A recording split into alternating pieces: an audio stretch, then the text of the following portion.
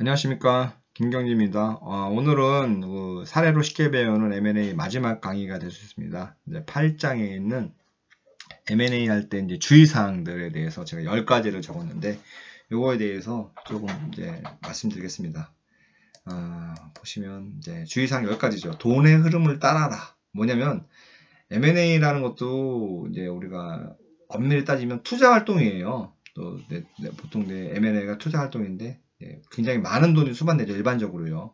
그렇기 때문에 다양한 사내 이해관계자가 개입돼요. 어떤 사람은 M&A를 하지 말자, 어떤 사람은 하자, 또 M&A를 하더라도 이게 나한테 좋을까, 저게 나한테 좋을까. 그러니까 사내 정치가 굉장히 많아지고, 또 M&A에 성공하면 경영자가 자만하게 되고 욕망도 생겨요. 그래서 사내 정치에 의해서 의사결정한 유인도 존재해요. 그러니까 의사결정할 때 굉장히 M&A 할 때, 그다음에 M&A 끝나고 나서 헷갈릴 때가 많아요. 그럴 때는 그냥 돈 되는 방향으로 의사결정하면 돼요. 야, 이렇게 하면 돈이 된다? 그럼 그렇게 하는 거예요. 왜냐? M&A하고 우리가 기업하는 게 돈 벌려고 하는 거잖아요. 그러면 돈이 되는 방향으로 의사결정 하는 거예요. 괜히 뭐 위험을 세우거나 뭐 대외적인 명예 뭐 이런 걸 떠나가지고 야, 돈이 되냐 안 되냐 철저하게 사업가 마인드로 가는 거죠. 장기적으로 돈이 될 것 같으면 단기적으로 손실이라도 장기적으로 돈이 될 것 같으면 그걸로 따라되는 거고. 그러니까 M&A 하고 나서 아니면 M&A 하는 과정에서 내가 잘 모르겠다. 어떻게 의사결정해야 될지 여러 사람들이 휘둘리는 것 같다. 이럴 경우에는 철저하게 돈의 흐름을 따라가지고 의사결정하는 거예요. 그러니까 돈을 버는 방향으로. 물론 지금 하는 얘기는 뭐 팀장, 실무자 얘기 아니에요. 이런 얘기들은 CFO, CEO가 들어야 될 내용입니다. 어차피 M&A는 CFO의 일이기 때문입니다. C레벨 경영자들의 일입니다. 시너지 집착은 금지. 그러니까 M&A 하면은 야, 우리 시너지 뭐 있어 없어? 실제로 시너지는 파악하기가 힘들어요. SK는 하이닉스가 시너지가 있어서 샀어요. 사업 다 하려고 샀지. 그쵸? 시너지가 많은 M&A는 많지 않아요. 예를 들어 뭐 포스코가 철강에서 광산을 매입한다. 뭐 이런 경우 확실하게 수직 계열을 한다. 확실하게 아이템을 수평적으로 넓힌다. 그렇지 않고는 시너지가 그렇게 많지 않아요. 그러니까 뭐 굳이 막 시너지 있어 그럴 필요 없어요. 그냥 대신 의사결정은 시너지가 있고 없고를 떠나가지고 얘가 저평가돼 있냐, 너무 비싸게 주고 사냐, 이걸로 하시면 되는 거예요. 피인수 대상, M&A 타겟에 그 자체의 가치를 보고 투자하면 되지, 뭐 시너지 가치가 얼마네, 어쩌네. 사실 시너지라는 게 신기루에 가깝다고 저는 봐요. 측정하기도 어렵고 굉장히 무용적이고. 그러니까 시너지는 인수하고 나서 경영자들이 잘하면 시너지가 많이 생기는 거고, 경영자들이 못하면 시너지가 못 생기는 거예요. 그러니까 처음부터 시너지 따지는 경영자들 대부분은 물론 뭐 제가 일반화 시키는 거 아닌데 M&A 자신 없는 분들이 시너지 따져요. M&A 좀 하신 분들은 그렇게 시너지 별로 안 따져요. 시너지는 그냥 잘했을 경우에 플러스 알파로 오는 선물이지, 시너지를 보고 M&A 한다? 이런 M&A는 말씀드렸다시피 산업 내에서 내가 1등 하기 위해서 M&A 하는 거, 아니면 수직 계열 하기 위해서 M&A 하는 거, 뭐 이런 특수한 경우밖에 없어요. 실사는 마스터키가 아니다. 우리가 이제 실사를 하잖아요. M&A 할 때 보면 예비 실사도 뭐 짧게는 2, 3주, 길게는 뭐 4주까지도 하고, 본실사라고 해가지고 뭐 법무법인, 회계법인 대동해서 뭐 4주씩 실사하는데, 또 실사 비용도 적게는 뭐 몇 억에서 많게는 수십억까지 이제 비용이 쓰는데, 실사하고 나면은 그 회사를 자기네가 다 하는 줄 알아. 착각이에요. 실사해도 몰라요. M&A 다 끝나고도 내가 진짜 과연 이 회사가 속속들이 다 할까? 몰라요. 그냥 이 회사가 이런 일을 하는 거구나. 그리고 실사를 했기 때문에 큰 부실이 없구나. 큰 소송이 없구나. 그러니까 일단은 먹튀는 아니구나. 이 정도를 알고 사는 거지. 뭐 M&A 해가지고 저는 실사를 했으니까 이 사업에 속속들이 알아요. 반대로 생각해보세요. 이제 이걸 지금 저는 이제 얘기하는 거는 이 M&A를 하시는 담당자나 임원 아니면 사장님이라고 해봐요. 당신들은 기업에 대해서 얼마나 잘 알아요? 잘 모르잖아요. 뭐 다 아는 것처럼 생각하는데 그게 다 아는 게 아니라 그냥 익숙한 거라고 저는 보거든요. 그러니까 익숙한 거랑 아는 거랑은 다른 거죠. 그러니까 실사했다고 내가 이 기업을 다 안다. 실제 힘들어요. 그냥 이 기업의 비즈니스를 이해하고 강점과 약점을 이해하고 이 기업에 법률적인 큰 문제가 있는지, 회계적으로 큰 문제가 있는지 이런 거를 확인한다 라는 정도로 실사를 다가가셔야지, 실사를 통해서 뭘 다 알겠다? 저는 그건 무리라고 생각합니다. 호경기에 M&A 할 것. 그쵸? 어떤 사람들은 이래요. 제가 이제 회사 나갈 때 보니까, 아, 야, M&A 때는 M&A가 경기가 안 좋아지면 그때 매물들이 많이 나오잖아. 그러면 그때 싸잖아.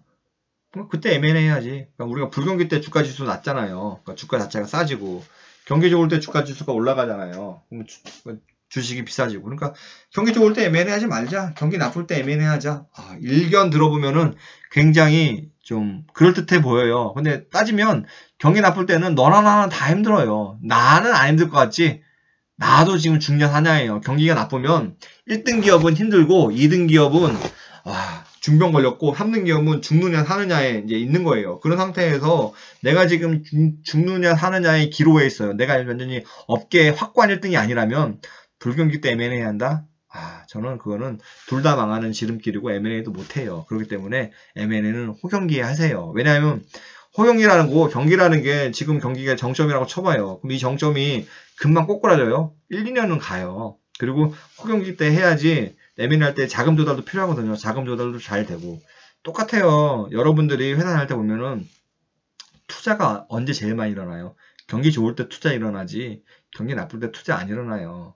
경기 나쁠 때 투자하는 사람들은 워렌 버핏처럼 돈 쌓아놓는 사람들. 내가 당장 몇 년 동안 불경기가 있어도 뭐 버틸 체력이 있는 사람들. 그런 사람들은 당연히 불경기 때 싹쓸이 싸게 주워 담는 게 좋지만 그렇지 않은 일반 기업들은 M&A 그냥 호경기 때 하십시오. M&A는 최고 경영자의 업무, 그쵸? M&A는 과도한 투자가 수반되는 업무죠. 당연히 그 투자를 한다 안 한다 여부는 CEO가 결정하는 거예요. 그래서 실무자의 역할은 실무자가 M&A에 대해서 뭐 한다 안 한다를 결정하는 게 아니라 그냥 CEO가 결정할 수 있도록 자료를 제공하고 의견을 제공한다. 이 정도의 이제 조언자로서 있어야 됩니다. M&A는 다시 한번 말씀드리지만 이건 사장의 일입니다. 그래서 사장분들이 이런 M&A를 회피하시거나 한다면 그분들은 회사 경영에서 어떻게 보면은 투자를 본인 스스로 결정 안 내린다는 얘기인 거죠. 또 해외 M&A 같은 경우에는 컨소시엄을 활용해라. 해외 M&A는 우리가 지금 모르는 곳이잖아요. 우리가 이제 원정을 가더라도 시차가 있고 디스어드밴티지를 안고 하잖아요. 해외 M&A가 똑같아요. 아무리 좋은 경영자를 현지 경영진을 앉혀놓더라도 그 경영진을 속마음도 모르고 또 그 경영진이 잘하는지 어쩐지도 몰라요. 그렇기 때문에 제일 안전한 거는 현지 파트너랑 같이 컨소시엄으로 인수하는 게 제일 좋습니다. 그 다음에 7번째, 역량이 있을 때 해외 M&A 해라. 해외 M&A는 국내에서도 잘해야지 해외에서도 잘하잖아요. 국내에서도 경영 개판처럼 하는데 해외에 가면은 더 개판이죠. 어떻게 할지도 모르고. 그러니까 그 역량이 있을 때 내가 국내에서도 굉장히 잘한다. 내가 국내에서도 그 경영을 잘하고 있다. 우리 회사는 국내에서도 거의 뛰어난 회사다. 그랬을 때 해외 쪽으로 눈을 돌리지 국내에서도 못하면 해외에서는 더 못하죠. 그래서 국내 경영 역량도 없는데 해외 경영을 할 경우 능력 밖의 일이기 때문에 실패 가능성이 높습니다. 자문사는 조언자. 어떤 데 보면은, 어떤 회사를 보면은, 뭐, 자문사가 하자는 대로 하는 데도 있어요. 특히, 법무법인이 얘기하는 거. 그러면 M&A 하나도 안 되는 겁니다. 일단은, 파이낸셜 어드바이저는 M&A라는 거래를 성사하는데 여부했어요. 걔네들 계약서 봐봐요. 뭐, M&A 해가지고, 나중에 뭐, 회사 가치가 얼마가 되면 돈 얼마 더 받는다. 그런 거 없잖아요. 그냥, 성공보수 받잖아요. 그쵸? 성공보수로 뭐, 300만 불, 500만 불, 뭐, 1000만 불, 이렇게 받는데, 얘네들은 뭐 당신이 비싸게 주고 사든 싸게 주고 사든 물론 고객을 위한다면 적정 가치에 사는 게 좋은데 그런 것보다 적정 가치에 안 살래? 아니 비싼 값에 안 살래? 아니면은 죄송합니다. 비싼 값에 살래? 아니면은 적정 가치에 안 살래? 죄송합니다. 비싸게 살래? 비싸게 안 살래? 라고 파이낸셜 어드바이저한테 물어봐봐요. 당연히 비싸게 주고 산다고 그러죠. 그리고 걔네들 물어보면 원래 비싸게 주고 사야 돼요. 뭐 이런 얘기 할 거예요. 그러니까 말로는 그러니까 파이낸셜 어드바이저의 그 모티베이션은 계약이 성사되는 거예요. 부동산 업자라고 생각하면 돼요. 계약이 성사돼야지 돈을 받는 거예요. 복비를. 그렇기 때문에 이 자문사는 여전히 조언자로 남아있고 이쪽에서 사자 팔자 너무 휘둘릴 필요 없어요. 의견을 들어보시고 회사에서 판단하시면 되는 겁니다. 특히 법률 자문사, 법률 위험이 없는 것을 자문하죠. 이러면은 안 돼요. 이러면은 위험해요. 세상에 이 법률 다 지키면서 사실 경영하기는 매우 어렵죠. 어느 정도 위법사항이나 어느 정도 위법도 아니고 불법도 아니고 그 경계가 있을 거 아니에요. 그런 것들은 감수하고 가야 되는 거죠. 그래서 현실 경영에서 법률 쪽 자문사들이 얘기하는 거를 그대로 다 듣고 하면 뭐 되는 일 하나도 없습니다. 네, 자문사 100% 활용하기, 그러니까 M&A 전문가 없이 M&A 실행하면 자문사에게 시돌릴 수 있습니다. 그러니까 즉 뭐냐면 회사 내에서도 그래도 M&A를 해본 사람이 있어야지 자문사들도 파이낸셜 어드바이저도 이렇게 쓰고 어카운팅 어드바이저도 이렇게 쓰고 리갈 어드바이저도 이렇게 쓰고 쓸 수, 그러니까 일을 부리는 거죠. 직접 안 하더라도 할 수 있는데 그런 게 없으면 자문사를 상전으로 모실 수도 있어요. 그러니까 그 자문사가 그러니까 회사 내에 M&A 하는 인력이 없으면 일단은 M&A 하지 마시고 그런 인력을 채용한 다음에 하셔도 됩니다. 그래서 자문사의 조언을 최대한 많이 받기 위해서는 M&A를 실행하는, 여기서 회사라고 볼게요. 회사의 역량도 중요해요. 회사가 M&A를 많이 해봤어야지 많이 하고 고기도 많이 먹어본 사람이 고기 맛도 잘 아는 것처럼 똑같습니다. 재무적 투자자 활용. 예를 들어 뭐 어떤 회사들 보면 뭐 혼자 맨날 다 하려고 하는 데도 있어요. 예를 들어 지분 100%가 1조면 지분 20%면 2천억이잖아요. 그러니까 이렇게 내가 예를 들어 머저리티를 가져가고 파이낸셜 어드바이저가 마이너티를 가져가가지고 컨소시엄 형태로도 M&A 할 수 있죠. 그러면 투자 원금을 줄여서 M&A에 대한 위험 관리도 가능한 거죠. 그래서 재무적 투자자를 데리고 오면은 재무적 투자자는 일단은 투자 수익이 극대화잖아요. 그러니까 사내 정치에 의한 투자의 의사결정을 최소화할 수 있어요. 재무적 투자자는 파이낸셜 어드바이저, 죄송합니다. PF 같은 데랑 컨소시엄 한다. PF는 필요 없어요. 그 담당자들은 내가 이거를 비싸게 팔아야지 돈을 많이 벌고 성과급을 많이 받거든요. 그렇기 때문에 PF들이랑 같이 하면 의사결정이 우리 회사에서 아리까리하다, 헷갈리다. 그러면 PF한테 물어봐요. 어떻게 하면 좋겠냐. 얘네들은 명확합니다. 어떻게 하겠냐. 돈 되는 방향으로 합시다. 그게 이제 얘네들의 이제 이렇게 보면 의사결정이기 때문에 PF랑 같이 하고 PF의 의사결정을 따르면 아무래도 좀 서로 그 의사결정이 컨플릭 날 가능성이 좀 적죠. 네. 이제 사모펀드의 보상, 뭐 높은 보너스, 뭐 수억에서 수백억, 그쵸? M&A 성공 시 기업 담당자의 보상, 칭찬, 혹은 미래의 승진.